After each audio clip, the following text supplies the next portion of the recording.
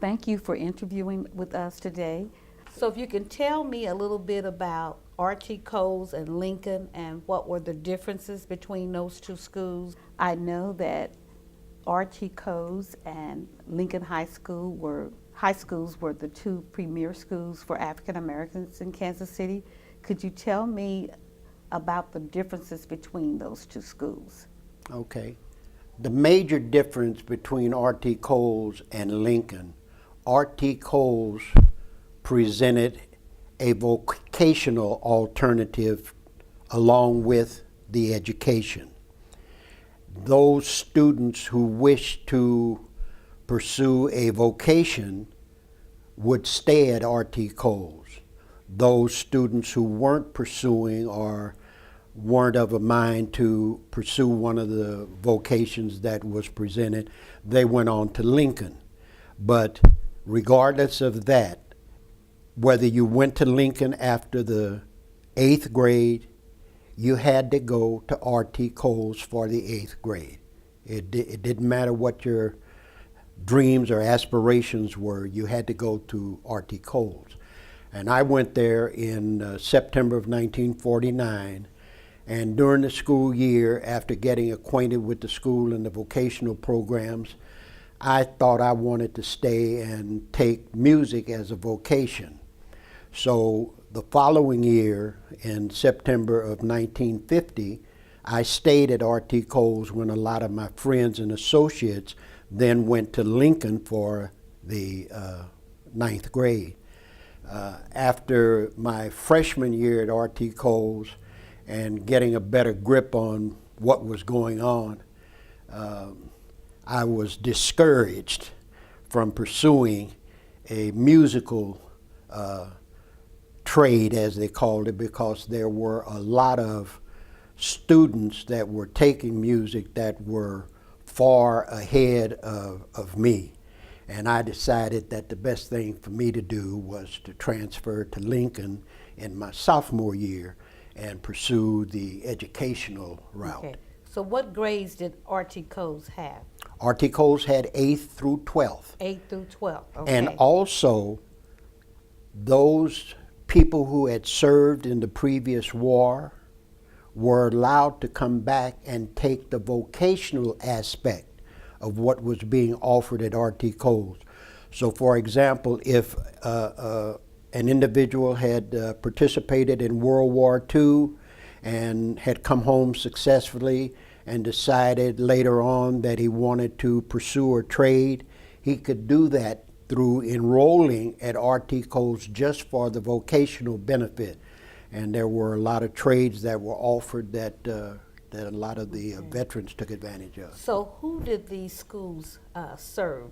What were the geographical areas for R.T. Coles? In other words, where did the students come from? These two schools were primarily the schools for African American students, and so what were the geographical areas? Well, they were the heart and soul of the African American community, even the African American communities that were in the outlying areas. St. Joe, Joplin, Excelsior Springs, all the little towns like that had to have their children come in when they were of age to attend R.T. Coles to continue their education. Mm-hmm. So how did they arrive? They were bussed in. Some parents that had automobiles would bring them in, but I know many a morning when I got to school, I would witness the children getting off of the buses, and we just knew that that's how they came. And then there was conversation about, you know, how they got to school and how they returned home. And some of the kids were bused back home. Some kids stayed in the city with, if they had family in the city, they would stay with them during a period of the school week. And there were other residences that just offered them a place to stay for a day or two or even for the week. Now you talked about the athletic program, that those students that were involved in the athletic programs, how did that work for them? Because Yes. they often remained after school. To the best of my recollection, it seems as though there was one bus. I don't remember how many buses were involved in the busing, but I can recall that there was one bus at least that would depart later. So if school was dismissed at 3 o'clock and the practice for the athletes, whether it was football or basketball, lasted until 5 or 6, there would be a bus there at the school to take those kids to their respective destinations. And I can imagine how difficult that was, because coming in there were several buses that went to several different areas to bring the kids in. But returning home, there was one, maybe two at the most buses that covered the route of what 4 buses Wow. would do in the morning. So if you went from St. Joseph as an athlete, then had to Excelsior Springs or some of the smaller towns south of St. Joseph, you probably had quite a ride. Yes, and you would have to stay on the bus. If your destination was the furthest out, you would have to stay on the bus until the near destinations were served. So, like you said, they were on the bus for quite a while. For quite a while in terms of that. Now, I understand that Lincoln High School also had a junior college program as well. Yes, I think the junior college started in the late 30s, because Lincoln was opened in the fall of 1936. And I think the junior college was instituted somewhere between 1939 and 41, maybe 42. But it was a separate education program. And I remember that a lot of the young ladies that wanted to be nurses at General Hospital came to Lincoln for their classes, and then would go to General Hospital, General Number 2, to continue that part of the nursing education. Okay. Now tell me about General Number 2 a little bit, because General Number 2 was the segregated hospital. Yes. In Kansas City. Well, it was just a statement of being. If you got sick and you required hospitalization, you didn't think or wonder, where do I go, what hospital? It was the only hospital, so you automatically went to General Number 2. And they had the best doctors in the field. The Interesting. best doctors. Okay, so I'm going to transition a little bit. What was it like for you? I know you mentioned being in Kansas City, or back and forth between Kansas City and Los Angeles during that time, but what were some of the things that you heard about desegregation? During those years you mentioned, I wasn't living in the city. I Okay. lived in Los Angeles, California. Okay. I left here in the early 70s and stayed in California for 30 years. So I didn't come back to Kansas City until the 90s. So my knowledge of segregation, integration, and matters related to that would cover my time, as I can remember, as far back as 1944 through 1954, because Okay. Brown versus Board of Education was enacted in 1954, the year I graduated. And I remember the buzz being, oh, they're going to open up and let us all go to schools. And the conversation was, well, I know we'd like to go to some of their schools, but I wonder if they would be interested in coming into our schools. And there was another thing that happened at that same time. When Brown versus Board of Education was enacted, the vocational aspect of R.T. Coles was discontinued and transferred to Manual High School, which was located on Truman Road next to St. Stephen's Baptist Church. So the vocational aspect of R.T. Coles was transferred there, and then the old R.T. Coles then was just dedicated to non-vocational education. Oh, that's interesting. Because I went to Manual High School. I think Okay. it was 8th grade. Okay. Okay. So that's a very interesting And kind of R.T. phenomenon. Coles also dropped down a grade and started the seventh grade. The seventh grade. So seventh and eighth grade, you could go to R.T. Cole's, and then you could go anywhere in the city after Brown versus Board of Education. So in the school year, starting in September of 1954, was the very beginning of integration. And I don't think it was embraced as much as it was anticipated. It took a year or two before it really took hold, because I remember in 1955 there were no other children attending Lincoln High School other than African Americans. Okay, so when you said you could go to any school that you wanted to, how was that structured?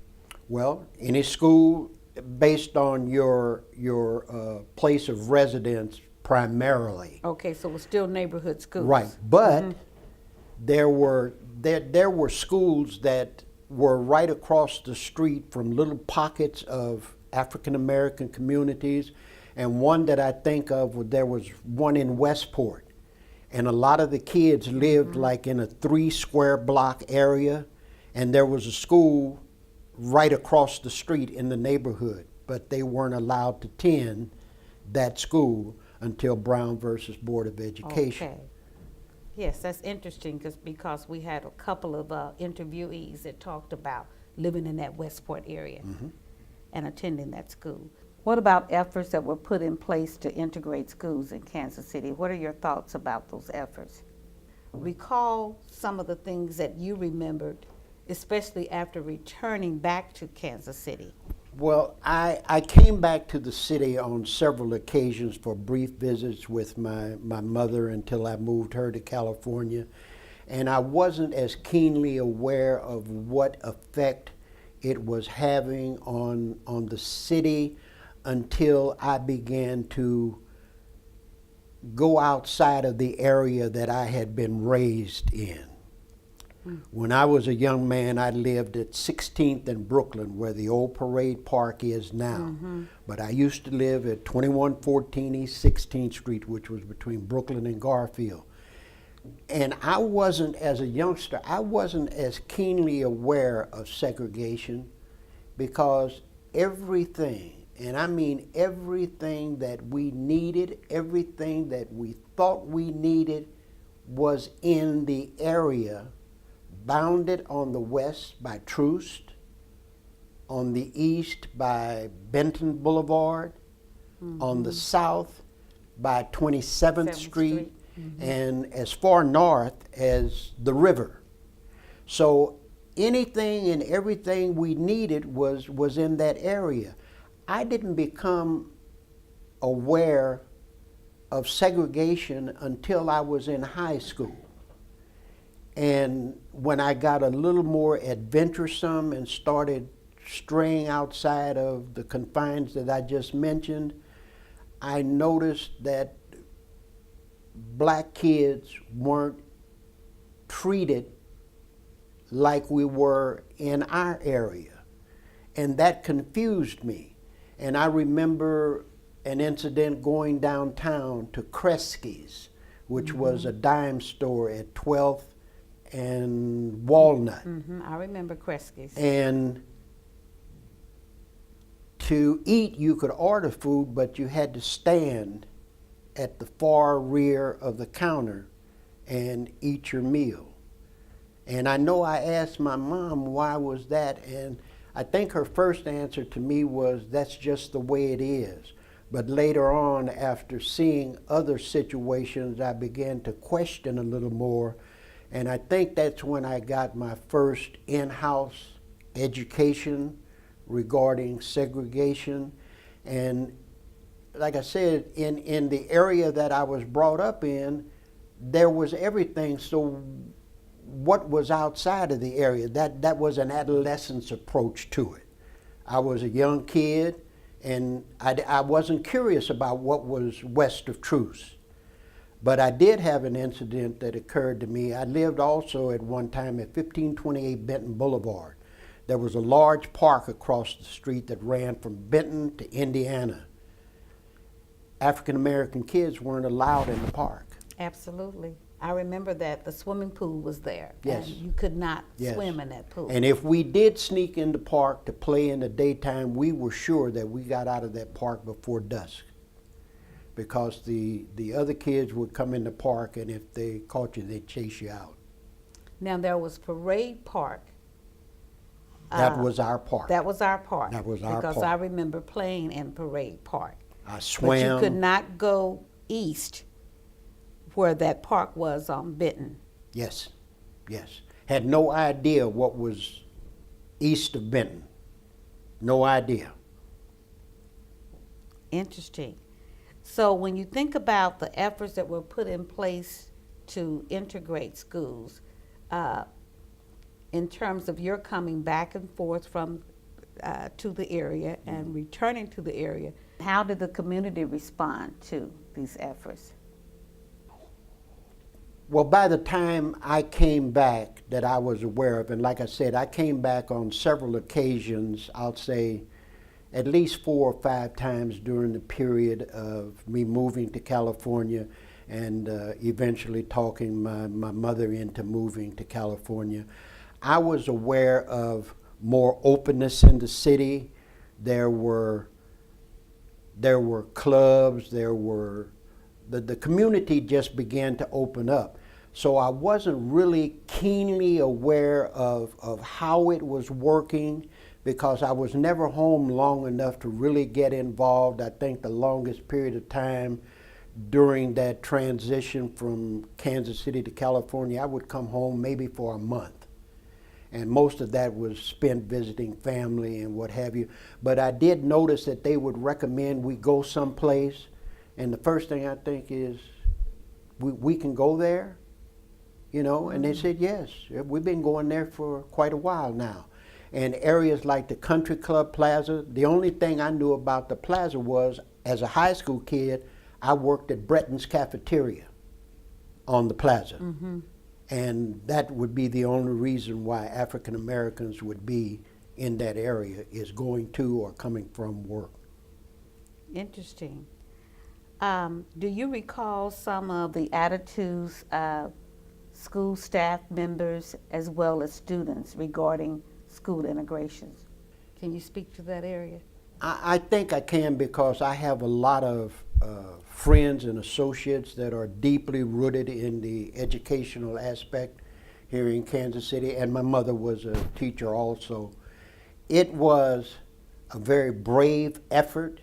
I think it was well-meaning, but somehow or another, I don't think the idea of integration worked the way they had it planned. The fact that the schools were open to anybody that wanted to attend in what area you chose throughout the city.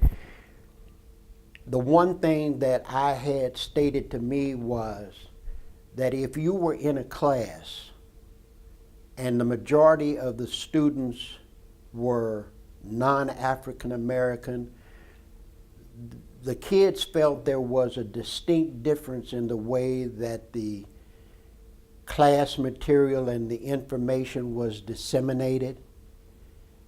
I don't really want to state anything further than that, because it would be conjecture and hearsay, but that's what I heard constantly. And the athletics that the kids that went out figured they were better and should have a place on the team, but they were held to a different standard than the other kids were. So they had to fight a lot harder. And as it turned out, and history has proven this, that with integration, a lot of those schools were elevated scholastically, athletically, and in all cases, because the input from the African American community really benefited in that aspect of integration. Okay. In what ways do you think you contributed to integration? Well, I figured being a good boy was it, but I fortunately or otherwise finished my education prior to the integration, because I came out of school. I graduated from Lincoln in 1954. So all of the integration in the city regarding education and civically all happened after I was out of school. But I think overall, looking back over the years, I think it was a good move. I just think there were certain parts of the integration program that weren't implemented as well as they could have or as well as they were thought in the beginning. Okay. What were some of the social outcomes of school desegregation? What do you think some of those social outcomes are in terms of integrated schools? Well, if you're talking about integration, again, I was out of school and out of the city. But I remember when we were in school in the segregated area and aspect, we didn't expect, we didn't anticipate anything other than what it was. It wasn't as if we had been offered an opportunity prior to integration. Had it taken away, then you would have had a sample of what the other aspect was doing. But not having that experience, the experience we had, we felt was the best experience of all. Because I can remember the school was also served as an anchor for the community, because a lot of times during the school year, after school was out, kids that wanted to participate in other extracurricular activities could either stay at school for those activities like the book club, the drama club, extra choir rehearsal, and situations like that. We also had what they called sock hops. They'd have certain days of the week or the month where we were all allowed to go in the gym and dance, and there would be music and a little social atmosphere. So I'm just kind of at a loss to express what it was like other than my years there. Okay. And it was just what it was. We weren't curious about anything else. Okay. When you think about school integration and the Kansas City community today, in what ways did school integration shape the Kansas City community? I think it's failed. I think it's failed because I have a lot of friends and very, very close acquaintances that are involved in the education of today's children, and I hear story after story after story about the ineffectiveness of the educational program. I hear it so much that I almost feel like I'm involved with the educational system. I don't know what it is, and I've read a lot, I've listened to a lot, and I've tried to figure out to the best of my mental ability, what is it that they're trying to accomplish with the education of the young people today.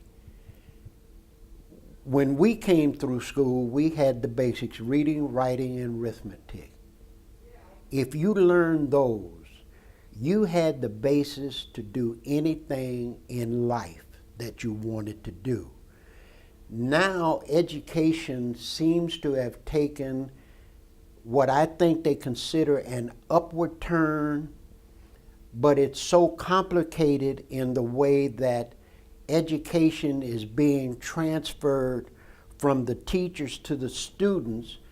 I think it's become difficult for the students to grasp, because I hear countless stories of kids that are in the 4th and 5th grade that don't know how to write cursive.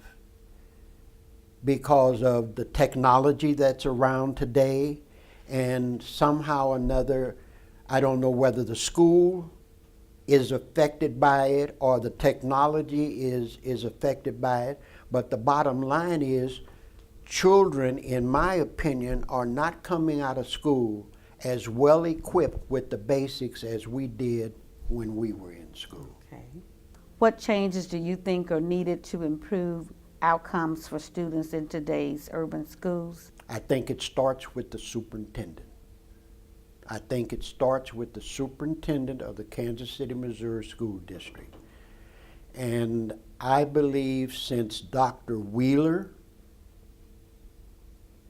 left and ultimately died, passed on, the system has been in a state of, I won't say being in upheaval, but it's just been, it's not been a settled situation. We've had so many superintendents that have come in with these broad-based ideas that the teachers have a problem connecting with what it is that he's trying to implement.